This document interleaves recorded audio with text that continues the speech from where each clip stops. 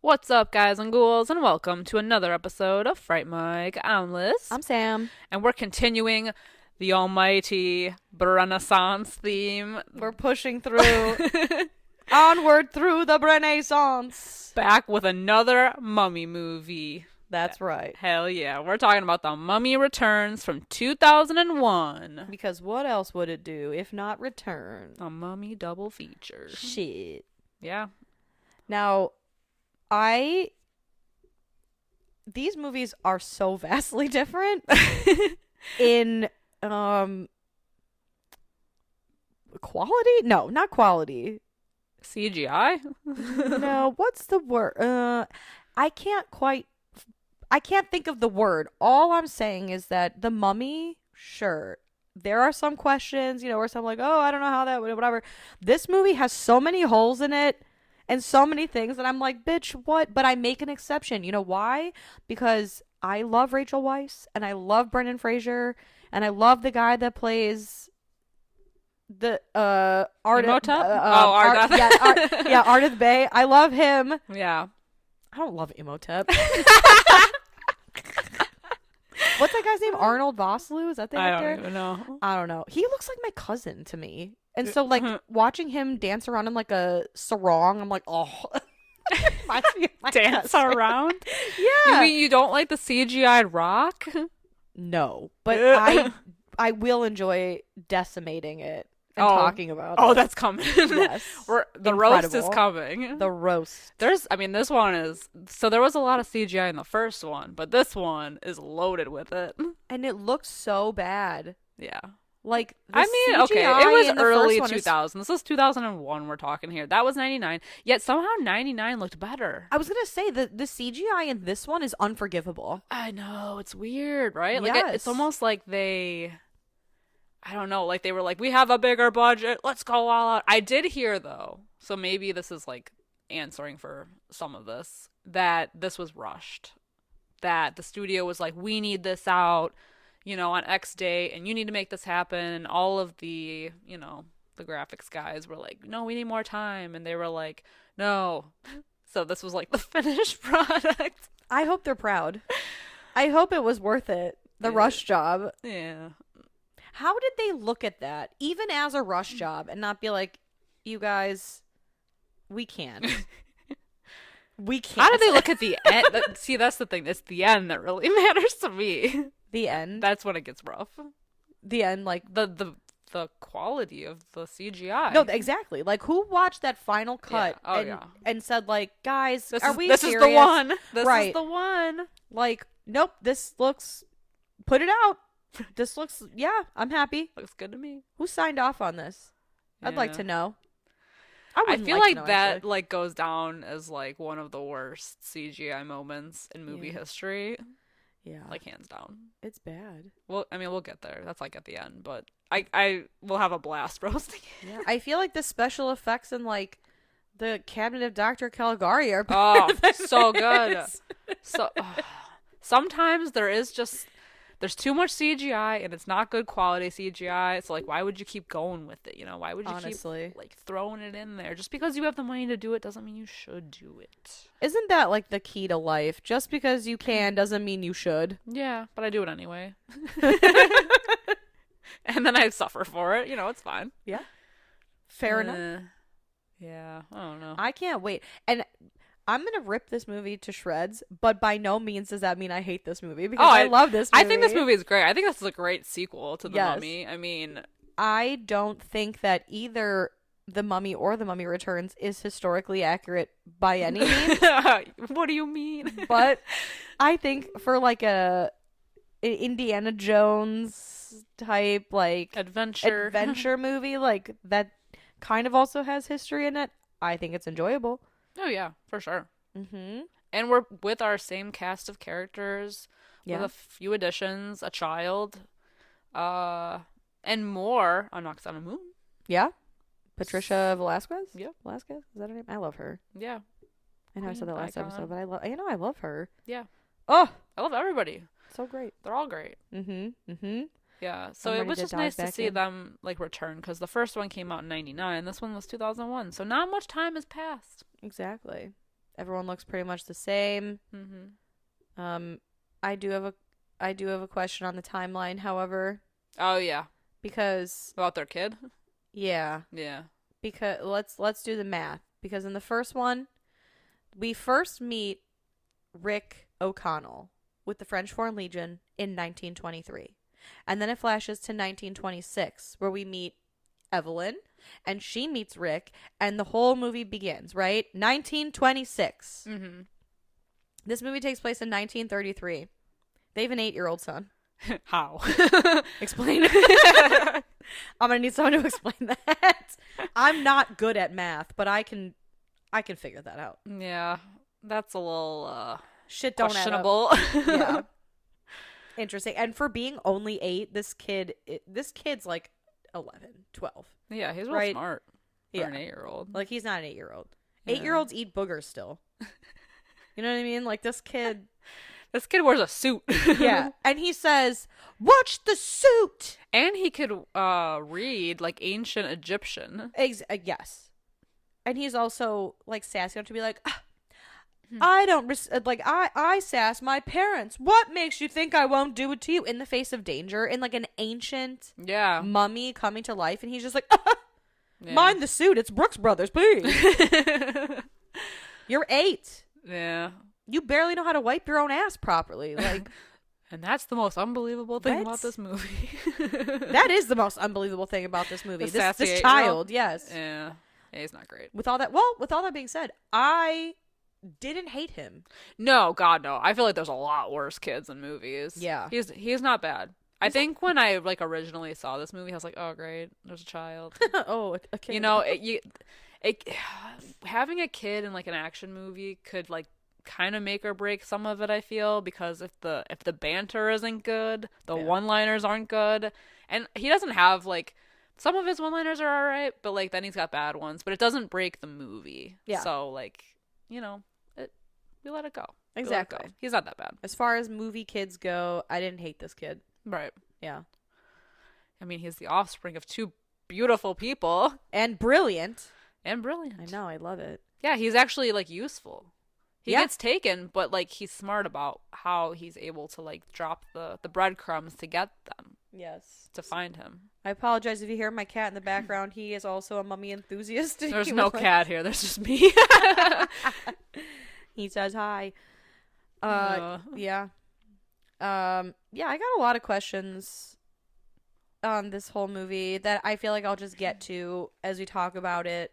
All right, well, just But really I'm quick, excited. since we're comparing the two. So, The Mummy Returns is a 6.4 out of 10 on IMDb, and I will remind you that we covered the Mummy last week, and that has a 7.1. So, A drastic drop. let me go back. So, The Mummy had a 60% on Rotten Tomatoes. We got a steep decline here at 46%. Coming in cold. Damn. Coming in tepid. Coming in We're tepid. frozen. Yeah, it's we've seen worse here on the podcast. Yeah, We've seen better. but I we've seen worse. understand why people. I think that maybe people couldn't get over the bad CGI, and maybe that's why it's not as loved as the first. But I also feel like it does suffer from like all the holes in the writing and like some of the cheesiness of the flashbacks and like the my previous life, because that's really where this movie as a kid won me over, but as an adult like loses me because as a kid I was obsessed with like mythology and ancient Egypt and ancient Greece and and all that stuff. Yeah. And so but here's the funny thing. So when I was a kid, I liked all the flashbacks of like ancient Egypt and how I thought she was supposed to be Nefertiti. She's not. It Don't they took call me her that? no. It took let me tell you. The It Pharaoh's took daughter? me until this rewatch when I was watching with because every other time I've watched The Mummy and The Mummy Returns, I throw it on, I enjoy the sexual cast, and I enjoy the magnetism. Yeah, I just enjoy the visuals, and I don't think twice about it. Yeah. I've never like really sat down and been like, how do they have an 8-year-old? I've never watched them like back to back like this critically. I also never paid attention to the subtitles on the screen because when they're saying it, they all have like an accent. So she's like, Nefertiti or what, it sounds like you're saying Nefertiti, but the movie, because they're speaking in Egyptian, they have subtitles on the screen. Her name is Nefertiri, but because of their accent and inflection, it sounds like Nefertiti. Because I was like, oh, she's Nefertiti, Queen Nefertiti. Okay. Actually, okay. It's funny that you mentioned like the whole not landing with you as an adult, because I was thinking the same thing. I kind of felt like they could have cut that out. But it's like, I know it's cool, yeah. but like when she finds out that she like has like when she has these visions, like this is like me from another life, the way that she's like so chill about that. But also like, well, exactly, like I'm reincarnated from this being the pharaoh's daughter, like so much information. And yeah, like she gets these visions. She doesn't really question why she gets the visions that much. I mean, she like has like a comment about it or whatever, but she keeps getting them throughout the movie. And it's just like when she like just decides like, oh yes, this is, and is it that she's reincarnated, or is she just being like shown these visions and like she just happens to be the person? No, she's the reincarnated because at the end when Anaxinamun is like Nefertiri and she's like Anaxinamun, she's like, oh good, okay, I was saying, you remember, and then they fight with the sai, which I feel like is not even is that an Egyptian weapon? I wouldn't think so. I don't know. I don't know. See, the sai, all I know of the sai is those like little sword things that they fight with, the little handheld things. All I know about those is that Melina from Mortal Kombat fights with them. Fuck yeah. And she's not Egyptian. No, but she's awesome. She's awesome. Well, Katana and Melina. Amazing. Yes. Amazing. I like Melina because she's got the Baraka mouth. I know. It's sick. But Katana's got the fans. You know what? They both they're go great. so hard. I know. I will fight anybody at arcade style Mortal Kombat. Fuck yeah. I've defeated all of our guy friends. It's amazing. But yeah, so back to this. She's supposedly the reincarnate of this Nefertiri, which, by the way, I looked up because I know there's Nefertiti and there's Nefertari. And I feel like people confuse the two. I'm already confused. So, and again, I'm not good at like history. So I could be fucking some of my facts up a little bit. But Nefertiti, Queen Nefertiti, came before Nefertari. They have nothing to do with each other. Nefertiti is the one that they found the bust of. So if you Google Nefertiti, that like bust comes up. And that's like that's why Queen Nefertiti is famous, because they have this bust of her. Nefertari, I don't think they have like any visuals of her, or maybe like some crude drawings. I'm not too sure, but she was married to Ramses II. I think. Damn, again, this is like you're dropping us some Egyptian logic. But that's the thing. I used to like be big into this shit, and I know that Nefertari, was Ramses' like favorite of his wives, and he built her a temple, the temple of Abu Simbel, which they go to in this movie, which they also go to in Death on the Nile. Ooh. That was erected for her. So people don't build temples like they used to. No one has built me a temple to show how much they love me. That's right. You're right. But yeah, Nefertiri, who she's supposed to be, I don't believe is a real person. Interesting. So I actually appreciated that more because, again, as an adult, yeah, I think that whole like past lives thing, and he's the magi that was supposed to, and the sun with the bracelet there, the three sides of the pyramid.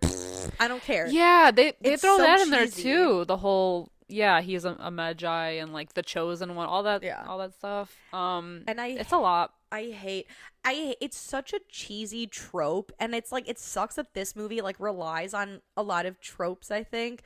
But the whole like, oh, it was given to me at the orphanage. It couldn't possibly mean anything. And he it's like the brushes most it important. off.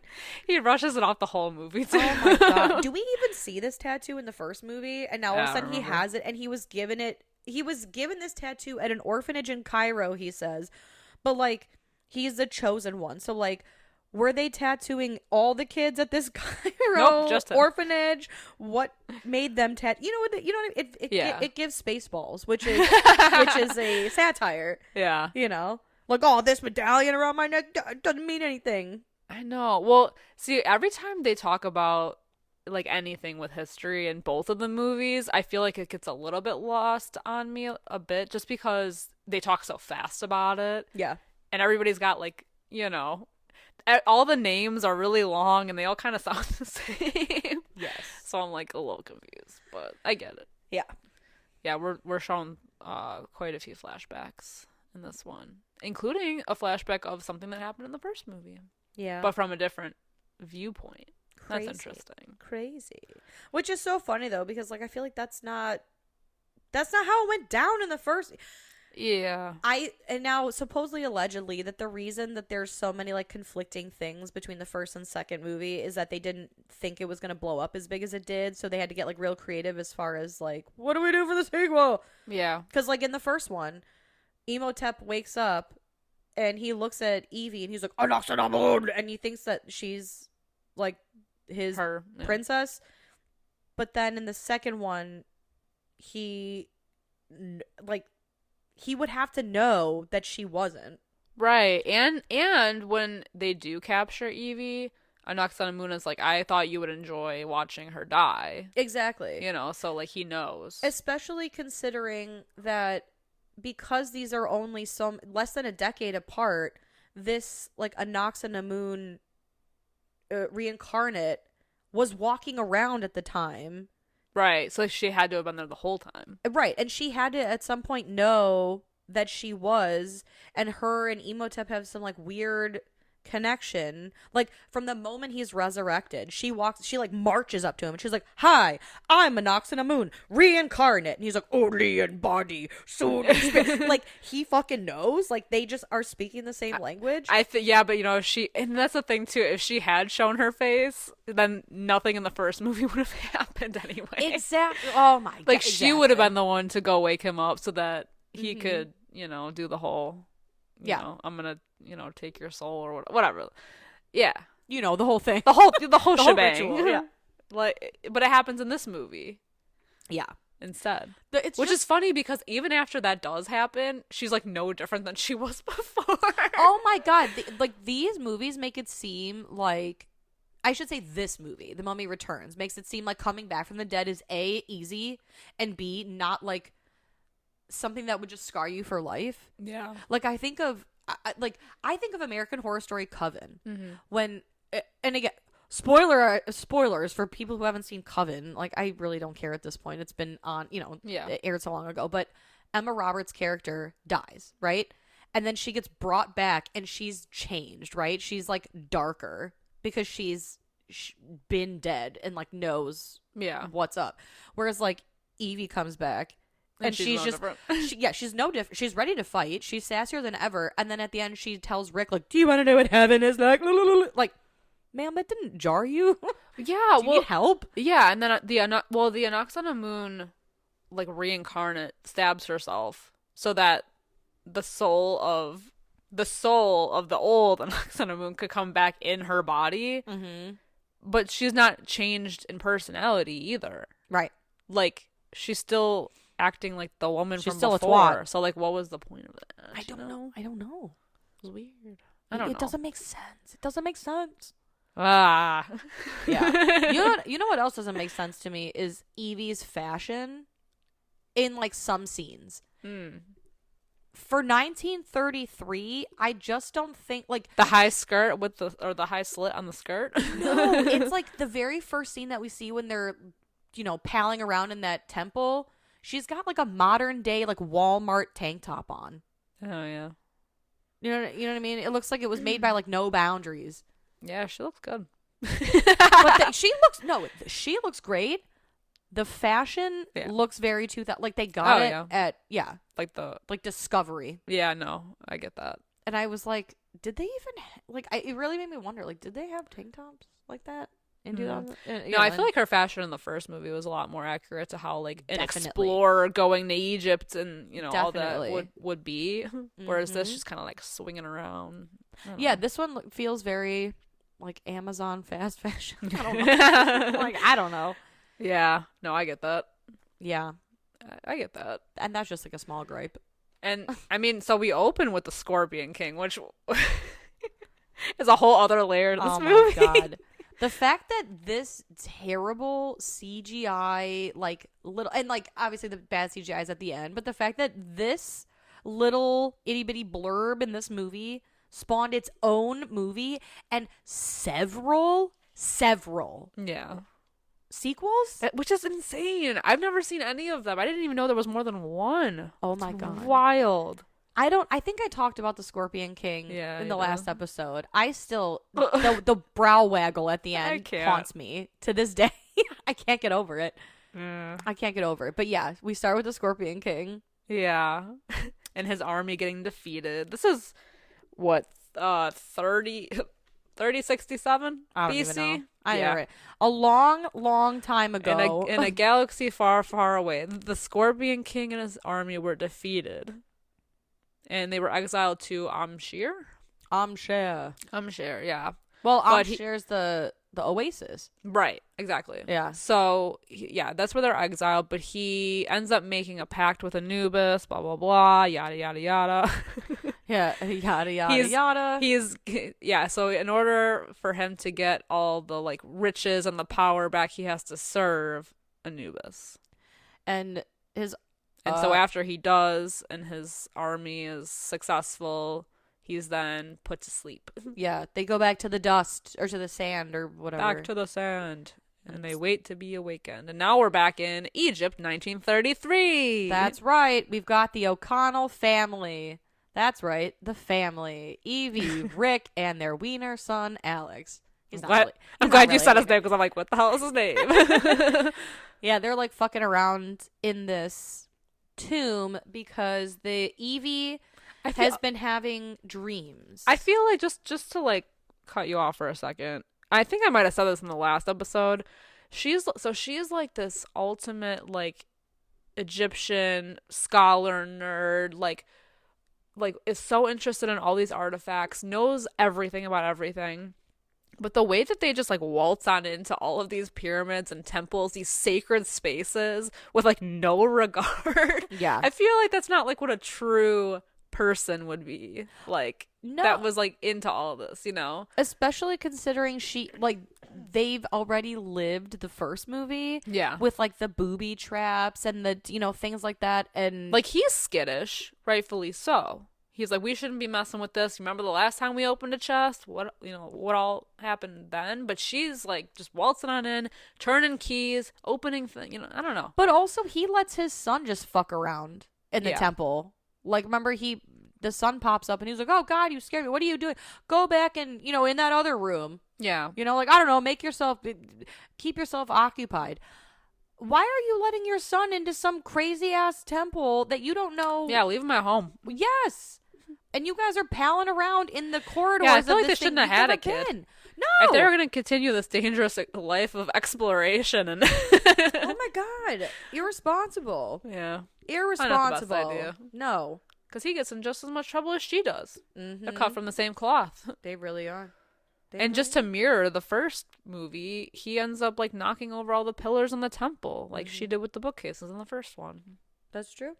But the pillars getting knocked over saves their lives. That's true. His parents' lives, because Evie has been having dreams and she is like leading the way. She's like, I feel like I've been here before. And this is when we get like a first vision. She sees a glimpse of the past. There's a room that holds a box that holds a bracelet, and there's like a star key, so she's able to unlock it because she sees the pattern, and the box holds the bracelet of Anubis, which was what the Scorpion King was wearing. A cursed object. Yeah. So, yeah, well, it is, because then when they take it, the tomb starts to collapse, and they're like, oh, shit. Meanwhile, Alex is fucking with, like, other raiders who are looking for the bracelet, but they have to escape when the tomb collapses. And the Nile... I just love when they read the box, and they're like, this chest is cursed. Drink from the Nile. Yeah, she's like, oh, that doesn't sound bad. But yeah, because Alex knocks the pillar over, it knocks into a wall that lets the water out, that saves his parents. So this movie has so many things. Like, if this didn't happen, this wouldn't happen. Like, and I'm talking about the Spear of Osiris at the end. Yeah. That's true. Specifically, because I'll get there. Because he got it at the end. Yeah, of course. Well, then we go back to Hymenoptera. Of course. Which is the city of the dead. City that I kept forgetting last week. Hymenoptera. And yeah, there's like a cult led by this guy who also, I guess, runs the British Museum, as we later learn from Alex. And they are resurrecting, or I guess excavating the area to dig up the remains of Imhotep. Now, I have a question. Perhaps you can answer my question. Oh God, probably not. Correct me if I'm wrong. Imhotep dies in the first one because he's like liquefied, right? Like he gets dragged into the underworld. Yeah. Into that like Silver Surfer puddle. Yep. What are they digging up?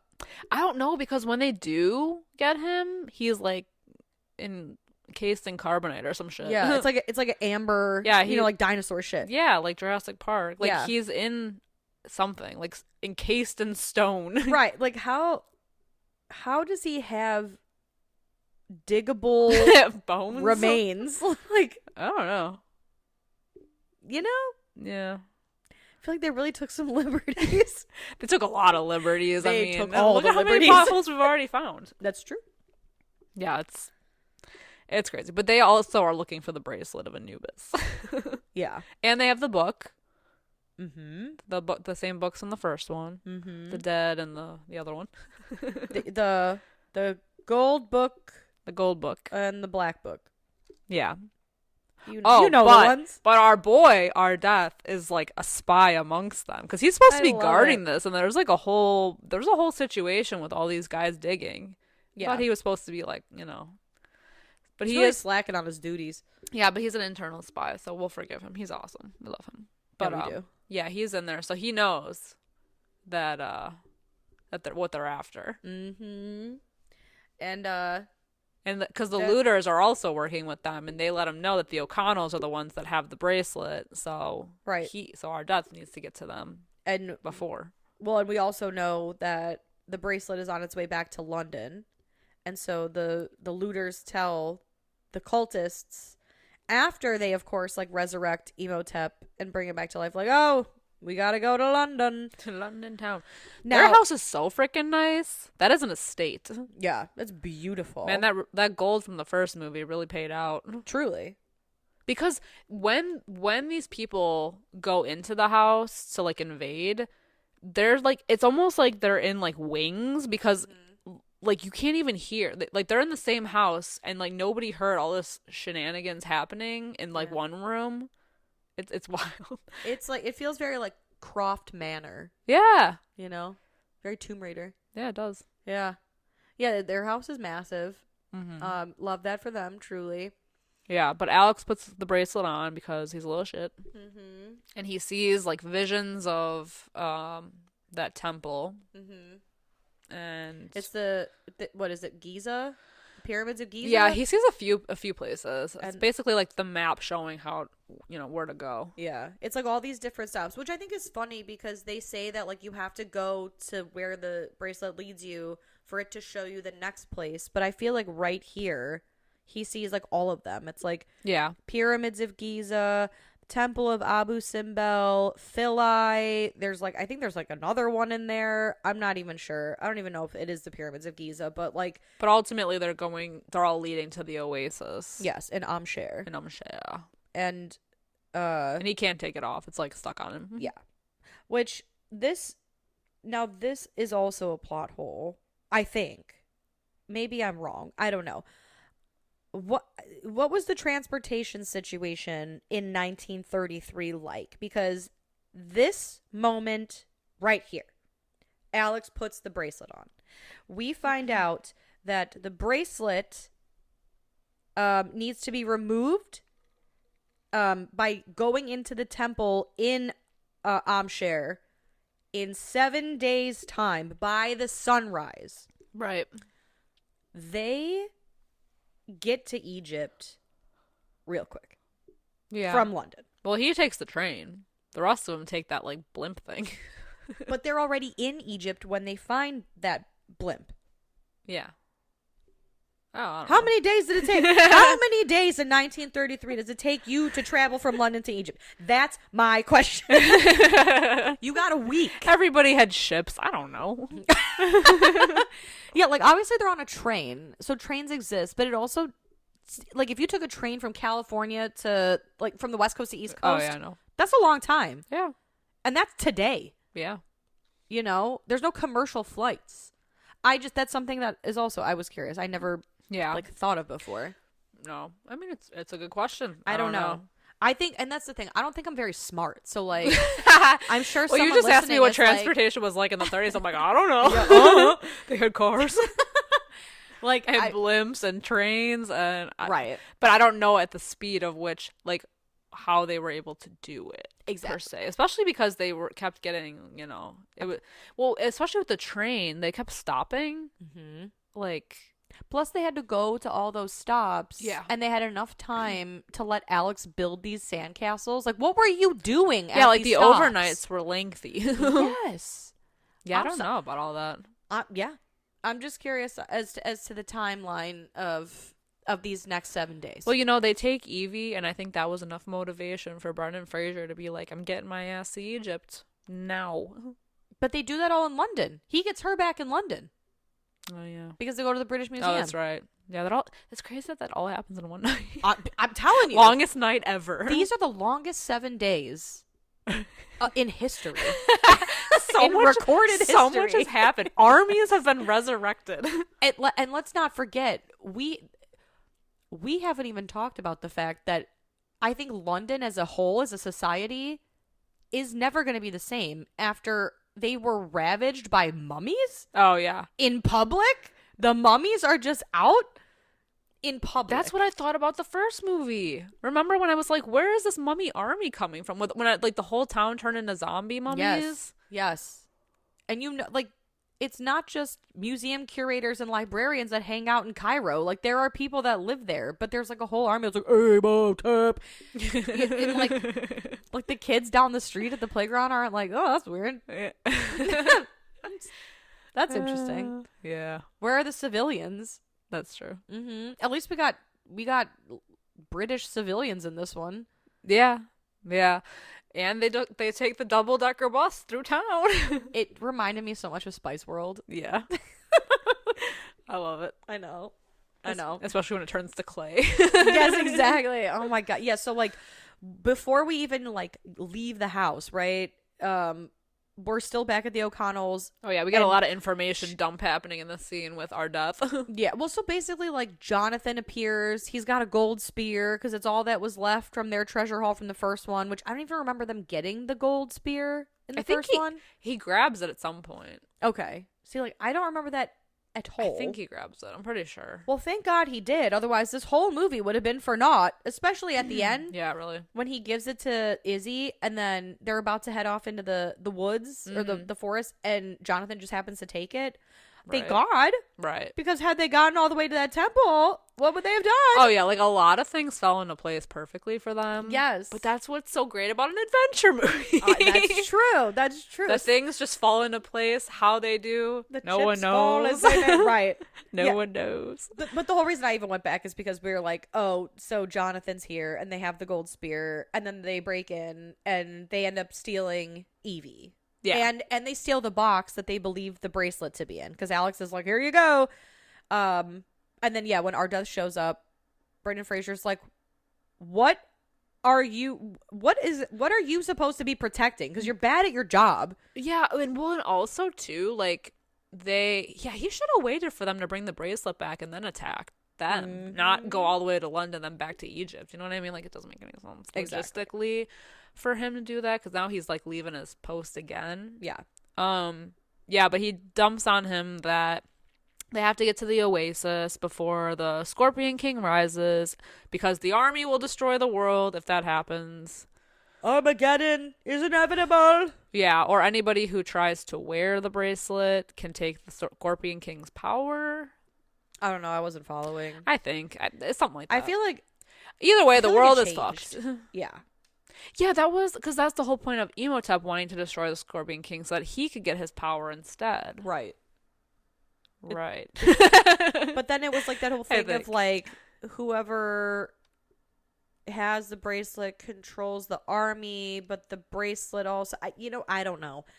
And it's on an 8-year-old boy's arm. Yeah. Yeah. It's a lot. It's wild. It's another information dump that I was not prepared for. Yeah. Oh, that's what it is. Whoever kills the army can control them. What?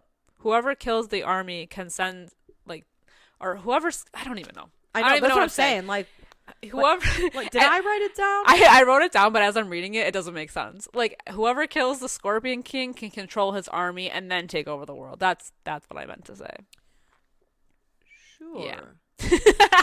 Right. No, that's what it is, because that's why he's after the Scorpion King. But he has to wear the bracelet to, like, know where everything is. But I feel like, does the bracelet then become useless after they already get there? No, because it says that, or Evie says, when she's explaining to Rick why she wants to do X, Y, and Z, blah, blah, blah, is that the bracelet of Anubis shows the way to Amsher, which is the oasis, and it's the resting place of Anubis's army, and the Scorpion King awakens once every 5,000 years. I don't know if it is just a coincidence that this movie takes place in the year of the Scorpion, or every 5,000 years is the year of the Scorpion. I don't know, but I assume that, like, I don't know. I actually don't know what happens with the bracelet, because if he awakens, the curator wears it at some point and then puts it in the hole in the wall. But then he loses his arm. Right, but it, like, sets off the chain of events to awaken the Scorpion King. But, like, at that point, I feel like it's useless. Oh, yeah, then yeah. But they needed to bring that there. True. See, and that's, like, so... But what was his plan going to be, Imhotep's? Was he going to be the one to awaken him? Or was he going to use the curator as bait? Like what actually happened? I feel like he uses everybody as bait. So I think what happened is how he wanted it to work out anyway, but it just fell into place a little too perfectly. I think that Imhotep is a man with no plan. He just relies on the death of others. I think he's just like a really good improv. He's a yes and. He's a yes situation. Man. Yeah, he goes into every situation and just decides he's gonna yes and everything. Strutting around in his robe and his little loincloth. Yeah, his little sarong. The amount of tone tan fit and ready. The amount of high kicks that this man wearing a sarong delivers in this movie should be, and with no regard for what is underneath. Thank you. Slapping somebody in the face down the line. Yes. Absolutely. Oh my not. God. Absolutely not. Yeah, exactly. His fucking. I don't even know. His little Imhotep Juniors are making an appearance. Oh my God. I know his Sphinx and Pharaohs. Like, I don't know.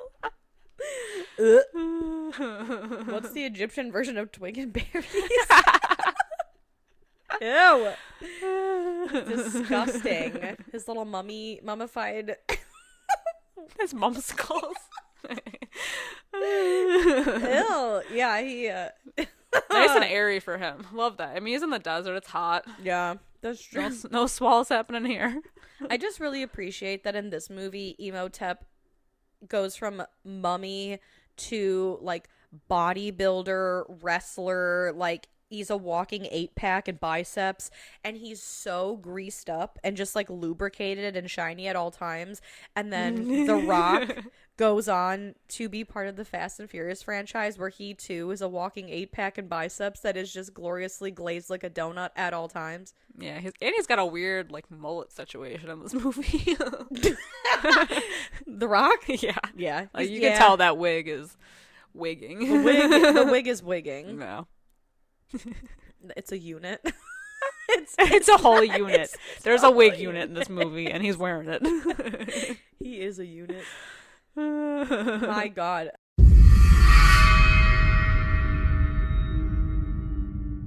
Hey creeps, looking for more frightfully good content? Head over to our Patreon at patreon.com/Fright Mic podcast to help support the show.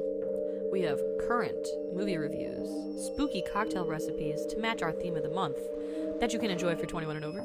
Or not, I'm not your parent. For legal reasons, I must say this. We play games, trivia, literal fright fights, and much, much more. If you head over to patreon.com/Fright Mic podcast. Again, patreon.com/Fright Mic podcast. You can find everything over there. And again, it is a great way to support the show. We greatly appreciate it, and we love you guys. Bye. Bye. So anyway, the British Museum, they go to the British Museum to get Evie back, right?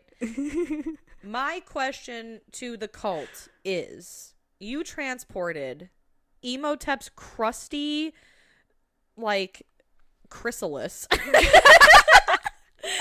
from Egypt to England successfully with no questions. Mm-hmm. And your big plan is to take it to a museum where you've also captured a woman and you have your entire cult in the museum. You're just going to perform this ritual in a museum and no one's going to know or ask questions. Mm-hmm. There was no better place for you to do this. Because it makes me laugh. It's nice and quiet. It's closed off at night, closed off to the public. I want to know where they're finding all these people that just like do all their bidding all the time. Right. And how yeah. Like all the digger guys that get like sucked into the sand with the scarabs and everything. Mm-hmm. Like it's like, who signed up for this? Would they like promise something like, you'll have 3 gold shillings. We'll buy you lunch if you help us dig up this corpse. We'll get you a little McMummy meal if you... The McMummy meal! Oh my God. So cute. That's what they're called. They're McMummies. Ew. So gross. How erotic. I love that for him. I know. Good for him, man. I mean, his lady waited like, what, 3,000, 5,000 years for him? Yeah, but she's a trifling hoe. Oh, she is. She's got her own... She's very problematic. It's just funny because she is a cheating whore, for lack of a... She's a mistress. She's the pharaoh's and he was mistress. a high priest. Yeah. Yeah, he's the high priest, okay? He's unmarried. He serves the king. She is a garbage whore. She's a... Hear me out. She's a mistress. So she's a known cheater. Yeah. Right? Imhotep just thought that he was different. He just thought. He thought that's what happened. You can't make he a hoe a housewife, you know, like at the end when he's like, "Oh, she's out for herself." That's exactly clearly by the end of the movie. Mistresses are doing it for themselves. Mm-hmm. Yeah, he's like, "Hey, you love me? Come save me." And she's like, "I don't know you." Oh yeah, she's after the power, man. Yeah, I just really love that he looked at her and he was like, "I can change her." She's right. He's got scorpions in his eyes and all, man. He's blinded. He's blinded by this trifling asshole. Oh like, my God. She's after the power, man. Yeah. She was definitely going to hit and quit it from the beginning. Oh, yeah. Love him and leave him. Yeah. She was after. But you know what? She would have been in a better position. Well, maybe not. If she had been with the pharaoh. She would have been in a better position if she were with the She pharaoh. would have been in a direct line of power. She was his... in the first movie, I believe it said that she was the pharaoh's mistress. Yeah. Right? In this movie, they reverse it, they remix it a little bit, because in the They stop it flashback, in reverse. they stop it, flip it. It's the Britney Spears Stop remix. They remix it a little bit where they see Nefertiri and Anck-su-namun in that fight, and he's like, who better to protect the bracelet of Anubis than my daughter, and who better than to protect me than my future wife, Anck-su-namun. Yeah. So I'm confused. She's a mistress. Yeah. Is she not? She is a mistress. Did they call a mistress a wife and not like what it means now? I don't know, because I thought that in the first movie because he kept saying mistress. I'm like, ooh, scandal. But like it was all parading on the streets of ancient Egypt. So I feel like maybe a mistress just means like. But weren't pharaohs allowed to have multiple wives? Yeah, so like maybe she was just one of the mistresses, meaning like one of the wives. But then wouldn't she be called a wife? Maybe that's what I'm saying. Maybe they're called mistresses. I don't know. I mean, I guess if I'm wrong, then I take back calling her a trifling hoe, even though No, I I'm think still she gonna call her is. that. Yeah. I don't want to hoe shame, but Oh, I'm not. I think it's too late for that. Yeah. You know? Yeah. I think as a woman, I should support her hustle. But for the story's sake. But right now I'm supporting Imhotep because he's doing it in style. Yeah, because his crusty ass corpse has been brought over waters. I think I'm gonna make my drag name Imhotep, and I'm gonna have like a side swoop and like eyeliner. Do it. Oh my god, that would be it. Like Do the Imhotep. Oh. Like, you know, I like tonight it. will be the night that I will fall for you. Oh my god. I need help. I need help. We'll never get through this fucking movie. We've been at it for like so long, rolling the beginning still. Oh god. No, we're like halfway. Well, this movie's long. Yeah. We're a quarter of the way one, through. two, skip a few. We're on the train. He gets Evie back, but they take Alex. Yeah, they take Alex, and they take him because he's obviously the key now with the bracelet and all. And then the looters, they end up using them as bait to open the chest to get Imhotep's skin suit back. Yeah. Which is great. Yeah. Yeah, so they're just like leading the charge now. They're making all the pit stops. Yeah, the kid is building sandcastles because apparently at each of these stops they're like taking a piss break and no one's watching them. I don't know what they're doing. Like, you know, like what are they looking for? So I think that's another thing is that they make this bracelet thing. Why are they stopping? That's what I'm saying. Oh, like, okay. Why? So they put the bracelet on. They have to do all of these stops to then get to the next stop or whatever to lead to Amsher. But it's like they get to let's just say they get to like the pyramids. Do they like? Is it like a notification? You know, like, oh, just shine that bracelet, or like, does it do it automatically? Are they looking for something? Because the bracelet goes off. Yeah, we see at one point because he runs away at the temple of Abu Simbel. I think is when he gets away, but then Imhotep chases him as he's having the vision of the next place. Mm-hmm. But like, what triggers it? What are they looking for? What's the purpose of these stops? I don't know what the purpose is, honestly. Is it a treasure hunt kind of thing? Right, and by like the end of it, because the reason that Rick and Evie and the crew are making the stops is to try to find Alex to catch up to them. Mm-hmm. But I don't really know why they're in the first place stopping. I don't either. It's like not like it's not like it's like a like they're trying to get like coins. Right, like you have to collect like, this. Yeah, from collect here them and that all. from there. Right, exactly. You have to take a little bit. There's no punch card here. Right. It's like you know, people they get those sand vials and like you take a little sand from this beach, a little sand from that beach, and now you've got a collectible. Yeah, I feel like that was like a storyline that like could have been, you know, like they could have been like, yeah, we need to get sand from all these different temples, right? To bring, and that's how they awaken the Scorpion King. Ooh, but the bracelet is the map. Right, it all serves a purpose. Like it could have been one of those because they make it a point for the Scorpion King. He's part of like Anubis's army, and you know they ravaged the cities. Blah blah blah blah blah. It's like, what if at each of these stops that they had to make, the army of Anubis had left something that they have to like bring back together. The treasure chest. Exactly. Yeah. I don't know. You know, like a canopic jar here, a little thing of honey over there. some gold. A little this scavenger way. hunt. They should have made it a scavenger hunt. Yeah. Yeah, I don't really know.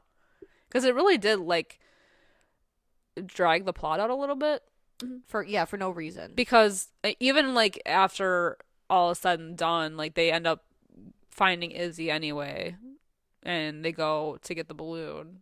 Which I love. I don't know if I love or cringe at the fact that his blimp business is called Magic Carpet Airways. Yeah. I don't know how I feel about that. Yeah. Yeah, it's weird. I don't know. I don't know if I particularly care for that. But yeah, they get on. I like Izzy, though. I love Izzy. I love Izzy and the fact that he's obsessed with that Rick got him shot in the ass. Yeah.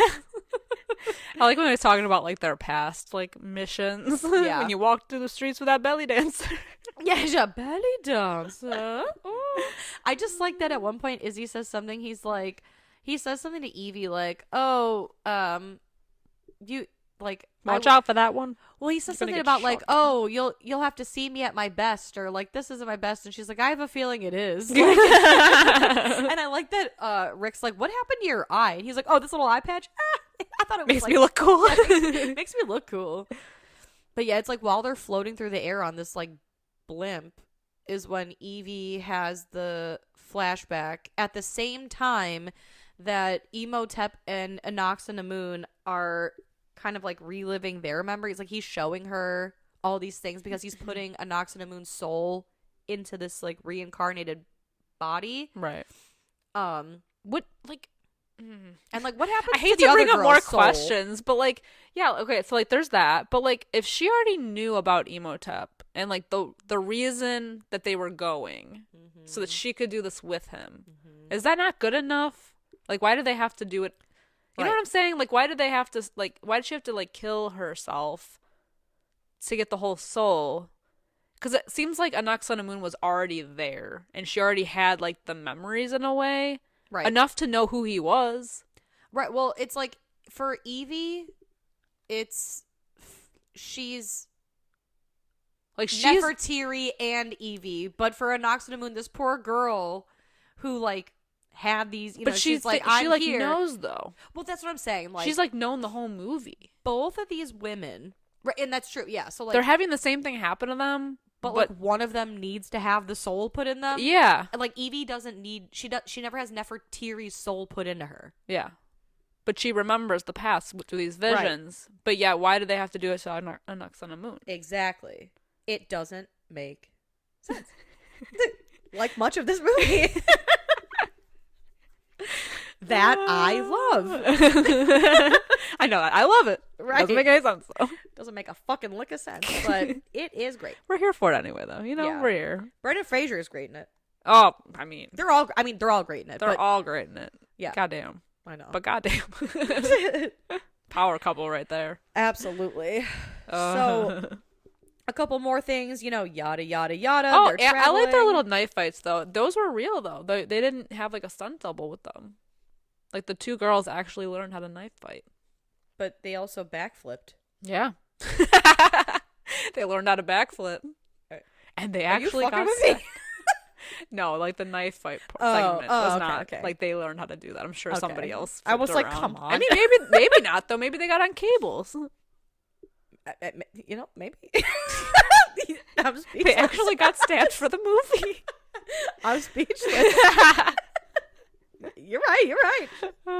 Shit, I didn't know that. That's pretty cool though. Yeah. About the knife fighting thing. Mm-hmm. I'd like to learn how to like right. fight, yeah. You never know. Fight.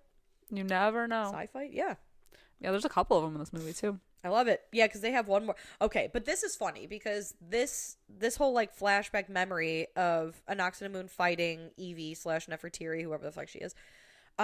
It's so good because Evie like kind of bests Moon, but Moon gets like the upper hand, and she takes the mask off, and that's when we get the reveal, like, oh, it's Rachel, you know, whatever. Yeah. And she says, put your mask back on. We don't want to scar that pretty face. And so it's like round 2, and they're fighting, and just when like you think it's, you know, like obviously Moon gets the upper hand, and you know she says like, oh, you're getting pretty good at this, I'll have to watch my back, and Evie says, oh, and I'll watch mine, and then the dad says that about, you know, she's watching the bracelet, you're watching me, blah blah blah.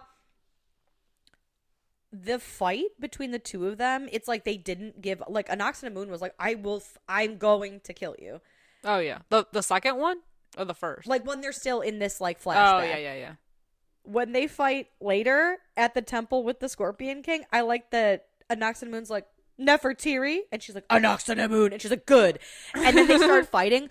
Oh, man. The second that Evie busts out, like, a new move, she takes off. She was flabbergasted. She fight or flight, she flights. The modern day moves were too much for her. She couldn't take a punch to the face.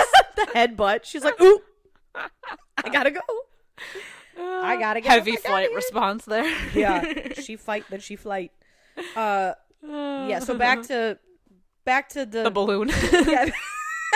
Back to she almost eats herself off of it. Yeah. Yeah, because she has the vision of basically what happened in the first movie with their shenanigans and then the pharaoh dying or them stabbing the pharaoh and blah blah blah. And she's sending the guards to help her dad or whatever. Yeah. Yeah. Yeah, and then I love that, like, they save her from going over the blimp, and then, what's his face? Ardith is like, man, I told you, because the whole movie, he's telling Brandon Fraser, he's like, that's a sick tattoo, man. You know what that means? It means you're a magi, and, you know, whatever. Yeah, more information dump, because he's got this, which he mentioned it before, but then we're getting, like, the full scope of it, and at this point, Rick is kind of like, meh, but, like, he's willing to believe whatever, and then, like, Evie's all like, I was an ancient princess. Like, we're all just like and everyone in the blimp is like, and everyone is fine. Everyone is fine with this information except Rick, who's like, yes, he's doing like a quadruple take around the balloon. Like, are you hearing this shit? Is everyone co-signing this? Do you believe this shit? Do you believe this shit? Yeah. Oh my god. Yeah, he's like, yeah, and with Alex being the chosen one for the bracelet, you know, like, you guys are the sides of it. Like, he says they're the three sides of a triangle. I'm like, are you a fucking tripod? What does this have to do with anything? Yeah, it's not like they come together to kill the Scorpion King. It was literally all an act of, like, opportunity and just, like, really good luck. Yeah. You know, it's not like they all, like, held their hands together tripod style and, like, formed a beam that shot at him. Shot it right up his ass. Yeah, like, what the fuck? I don't know. Nothing to do with anything. This is crazy. This is chaos. I'm crying. This is, like, so wackadoo. It's like, oh my god. Everyone's just on board with everything. Yes. They've seen too much at this point to question anything. Yeah. Oh my god. Well, anyway, they get to the oasis, and then we get a little water face action. Incredible. It's like the sand face from the first one, but now he's in water because he's got his sarong on. He's ready. He's beach ready. He's ready. He's got his flip flops on. Oh my god. He's got a Speedo and flip flops on. He's ready to go. Oh my god. He hears the little the balloon going through the canyon. He water faces them. I don't know how we're gonna get through the rest of this movie. It's so stupid. I feel like if I was explaining this movie to somebody who had never seen it before, I know, they'd be like, "What the fuck?" Oh my god. Can you imagine if Annie Potts was reading this? She'd be like, you cock-a-doodie. That's not. He couldn't get out of the cock-a-doodie car. Oh my god. Jesus Christ. Oh my god. I'm gonna pee my pants. Me too. Alright, so they crash the balloon. Yep. In the jungle of the oasis. And and then they leave Izzy. To, like, fix the wreckage. Rick's like, you good? Alright. You gotta handle this. We gotta go and fight off these, like, jungle mummies. Or what the hell? They're like pygmies. Yeah, the mummified pygmies. This part of the movie felt like it was sponsored by Hunger Games Catching Fire. Yeah, really. Yeah. It felt very much like that arena. Yeah. They're fighting these pygmy things. They're fighting the elements. They're fighting each other. Yeah. Ardith Bay, he comes in shooting and slicing. Ardith Bay, he's baying. He's baying. The Bay is baying. They shoot Horace, his poor little bird. I know, that is so sad. sad. His only friend. Now let me tell you this though. Yeah, they shoot Horace from the sky, and he's like, Horace, I have to go. I have to warn the others of the army of Anubis coming. And Rick's like, yeah, what about my kid though? And Ardith Bay's like, oh, Yeah, you're right. You're right. Yeah. Silly me. What was I thinking? Silly me to think about everybody else. Not just your dumbass kid. Right, it's just the entire world versus one kid. But yeah, you're right. Let's find him for sure. Because you're my friend who treats me like shit. Yeah, they never say really a proper dump on goodbye him. to each other They either. dump on him so hard. I know. Man. Poor Ardeth. He deserves better. He does. He's not the greatest watchman, but He's the only watchman. he's the only one. He's the only one we got. Yeah, again, yada, yada, yada, fighting the key characters that need to make it.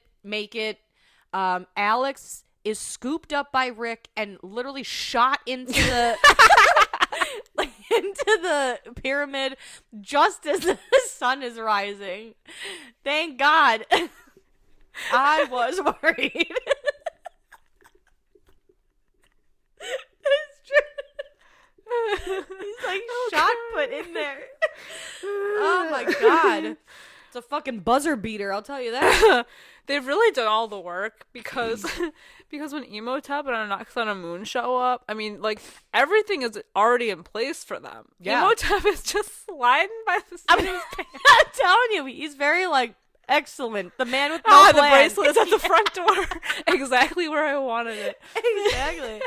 Oh my God. He's like Beverly Hills Ninja. Everything just like happens like around him. And he's like, I am the greatest ninja of all time. I am the greatest. Oh, man. Yeah, so Anox on a Moon stabs Evie. She dies. It's heartbreaking. I know. It's truly heartbreaking. Tough stuff. And I like that she's literally dying and Rick's like, no! And she's like, like, man, one stab to the gut and you're down. you're down. That's it for you. It's a fucking wrap. I know. And then, Rick's like, well, I guess I should go in and fight also. I guess. Too, I guess. What else is there to do? And then we get just the craziest sequence of events, as if this whole movie isn't just a crazy sequence of events, because Imhotep in his diaper, he's stripped of his powers. Yeah, he's immortal again. Yeah. And at first, I don't know why that is like, I don't know why that's a thing, because he's like, Anubis wants me to fight the Scorpion King, the guy who is mostly scorpion, who's like a literal fucking like crazy creature. He wants me to defeat him as a mortal. Literal scorpion. Yes. This CGI scorpion Why did he man. get turned into a scorpion? Like, why was he like a minotaur but scorpionized? No, because that's not how he was when they returned to the sand. Wow, that's such a disadvantage for our boy Emo. Yeah, exactly. That's why he's emo. He's immortal and he has to fight a scorpion man? Yeah, like that's weird. crazy. That's crazy. Yeah, it's weird. I don't get it. Yeah, the CGI though, we gotta talk about that. Holy shit. It's I'm like crying. like I played games in the 90s Oh that yeah. had better graphics. This than is like PS1 graphics. Yes. This is like Mortal Kombat knockoff Way of the Warrior Mm-hmm. type shit. And honestly, Way of the Warrior had better graphics than this. Oh man. I need to know what the behind the scenes was like when they were shooting this scene. Like a green man flying around. A scorpion shaped green man. I like that he uses his little pincers like he's a crab. He's like, kip, kip, kip. Yeah. It's nuts. Even his like chest hairs are CGI. His wig was CGI. His mullet was CGI. Oh man. So The Rock really only had to show up for like what, a scene in the flesh? Yeah. Yeah. Oh man. And this is so funny because this is when he was credited as Dwayne The Rock Johnson. Mm-hmm. Now he's just Dwayne Johnson. Well, he had to up himself, you know. Yeah. He was part of a franchise. I know. Yeah, this was back in his... I wouldn't call this a heyday. I wouldn't call this a heyday. Well, it was Would you? It was his up and comings. Yeah. Yeah. His up-and-coming actor days. Yeah. Oh, and then so while all this shit's going down, then there's the Mummy Army or the Scorpion Army, and they're fighting our Death and crew. Mm-hmm. And it like this whole thing felt like the battle. Not definitely no. Okay, I shouldn't say that because I was. Were you gonna say Helm's Deep? No. No, I was not. Because that was... An epic. That's an epic battle. I was going to say something, though. Like, it felt like something very significant. Like, it almost felt like, you know, Battle of the Bastards or something, you know, because, like, they're so tired at the end when that second thing is coming. Yeah. But I stopped myself from saying that because I realized that's a stupid thing to say because the two are nothing alike. Because the Battle of the Bastards was so intense. Yeah.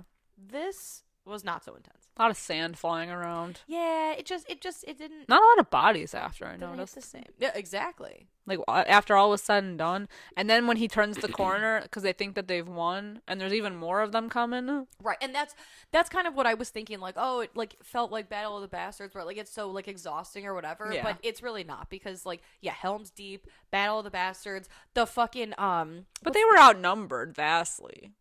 They were. And the Magi are badasses because they're like, till death, fuck Yeah. this, yeah. But I just love the relief and the refuge they get. When all is said and done and it's not happening and they all explode into dust. Yes, and they're like, yeah, fuck yeah. Oh my god. Fucking the red shirts in the Yes. in the front were grateful that day. Yeah. It's a good day to be our death. Oh man, it's always a great day. Yeah, but oh yeah, so like on the inside, He's a boss. I know. Yeah, Rick gets the scepter He sure does because of Jonathan. of Jonathan, because they promised they Izzy. also, we didn't even talk about the fact that they resurrected Evie because the 8-year-old knows how to speak ancient or read and speak ancient Egyptian, Which I have to say, I need to say, this is one of my favorite memories of life because I didn't see The Mummy in the theater, but we saw The Mummy Returns in the theater. And I have the greatest memory of all time because in this movie, they're doing the callback, right, to the first one where Evie's fighting an ox and a moon. And Jonathan's reading from the book. And he's like, I don't know the last one. It's a bird. It's a stork. And she says, a manifest. And he's like, oh, yeah, I see it. So in this one, it's, what's his face? Jonathan is fighting an ox and a moon, right? And Alex is reading from the book to resurrect Evie, and he's reading, and he's like, Uncle John, I don't know, there's like a symbol, it's a bird, it's a stork, and he's like, I know this one, it's a manifest. And so the kid's like, oh, right, a manifest. But when we saw it in the theater, so this was 2001, I don't know what month this came out, so I was 10 or 11, depending on the time of year, which means my brother was 9 or 10 at the time. Or no, 8 or 9, because he's 2 years younger than me. Mm-hmm. So we're very little, and when we're seeing this in the theater, and this is happening, the whole theater is silent, right? Because we're watching the action, and, you know, the kid's like, it's a bird, it's a stork. My brother, clear as day, he goes, oh, manifest! And the whole theater busts out laughing. Because it's so fucking funny, and he was so young and so excited, and I just thought that, like, it's like the cutest thing I could adorable. Oh my god, it is so fucking cute. He was in the movie. He was in it, man, and he wanted everyone to like. My brother would have saved that bitch's life. Oh, I mean, yeah. But yeah, so they resurrect Evie, and like the look on Alex's face, and like the music that plays makes you think like, oh, what's happening? We don't know. She just like pops up, and she's ready to fight an ox and a moon. But then at the end, when she's like, do you want to know what heaven is like? Did she go to the underworld? Is there a heaven? Did she go to it? You know what I mean? Like, what was Alex seeing that he was like, oh, like, what? I don't know. Like, is it a beam of light? I think he was just in shock that she was alive, that it actually worked. But how can he be shocked when there's a literal scorpion king and like hordes of mummies and you know what I mean? Like, that's the most shocking thing that you've seen today. I think it was because, like, it was dependent on his abilities, and he actually came through. That's true. And I think he was like, oh, damn, I actually did the damn thing. Shit, I brought her back to the living. Yeah. It's amazing. Yeah. That's wild. Yeah, so then she fights an ox on a moon. They have, like, their second little battle. Yeah. But she uses the modern moves on her. Mm-hmm. And, she fucking books it out of there, like, I'm out, man. It's such a cheesy line, too, because Anox and Moon's like, oh, you still remember the old ways, but then she headbutts her, and she's like, that's new. Ew, boo. Boo. Cringe.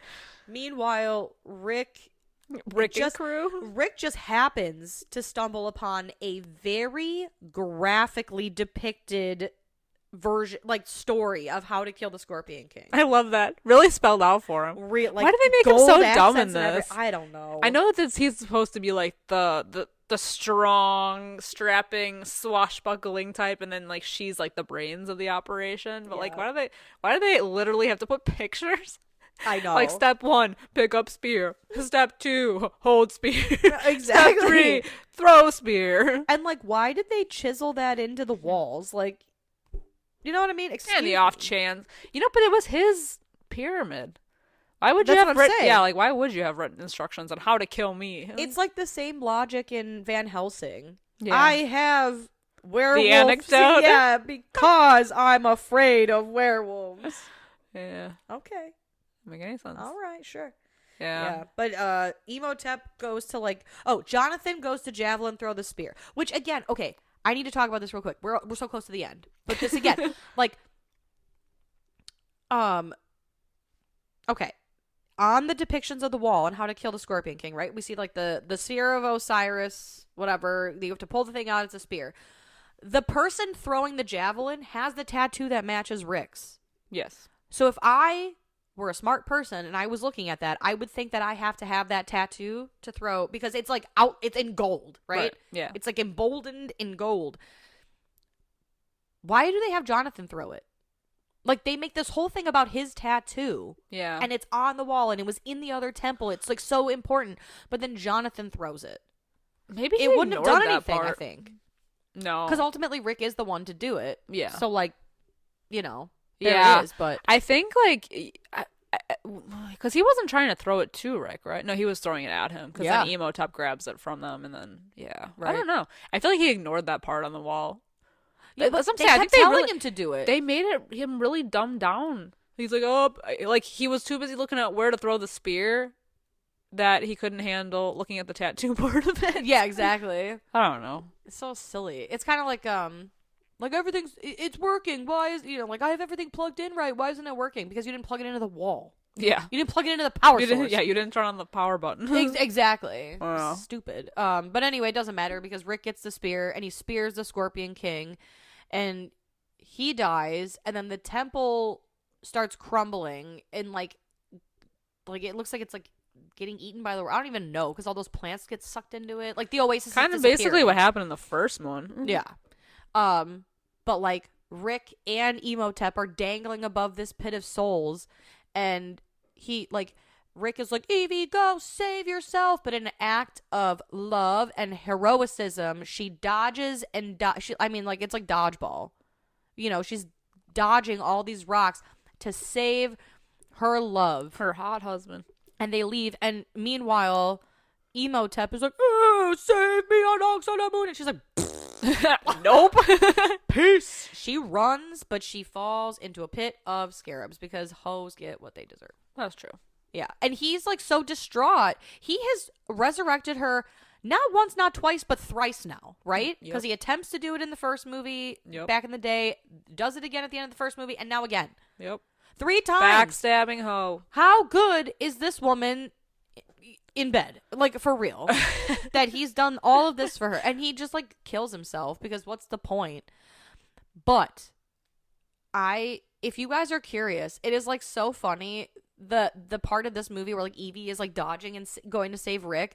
If you look up on TikTok, if you're curious, like look up The Mummy Returns Hero, and it should be like proof that this song works in any movie, and it's this the song Hero by Chad Kroeger and oh god, why am I blanking on his name? From Saliva, I think, from the Spider-Man soundtrack. Oh yeah. And they say that a hero.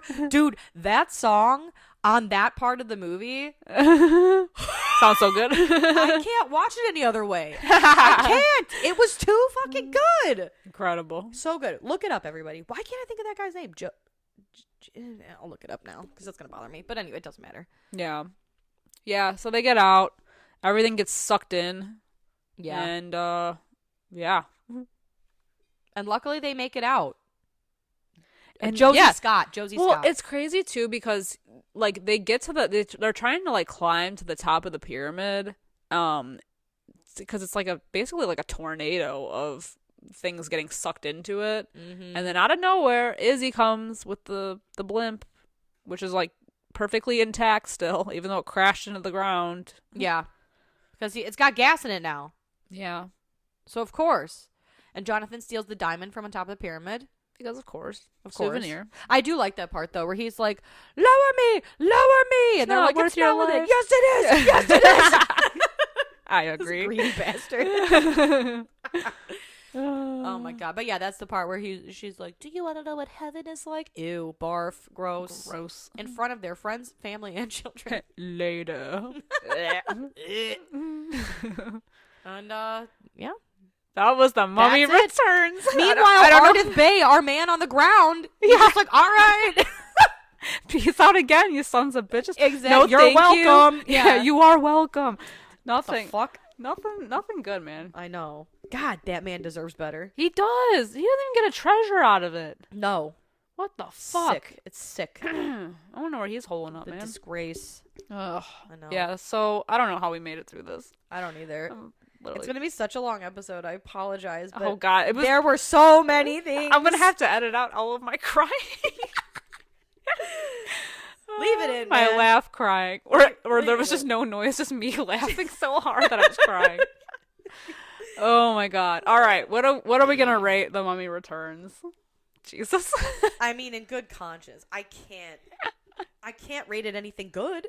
I give it a 2.5. Are you really going to go that low?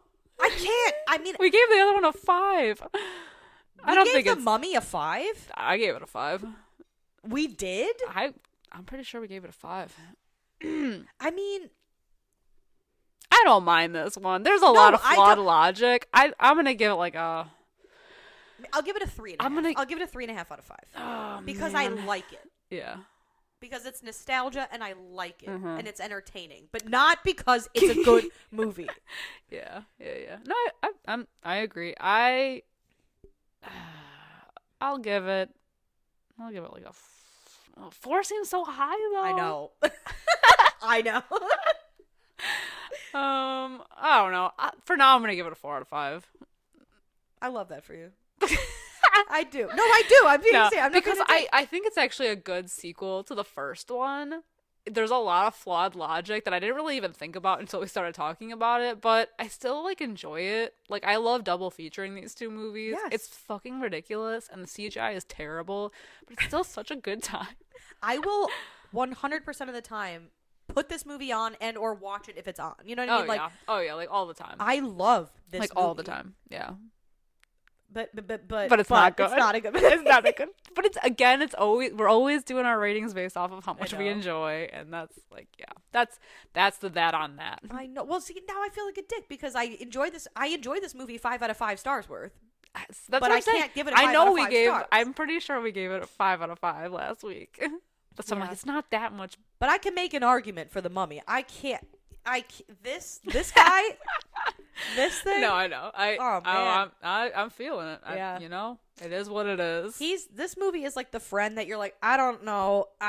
He's just here for the ride, man. I can't defend him. I just like him. I think I just love Imhotep's journey in this movie so much that I'm like willing to forgive everything else because he is literally just a boss, man. I know.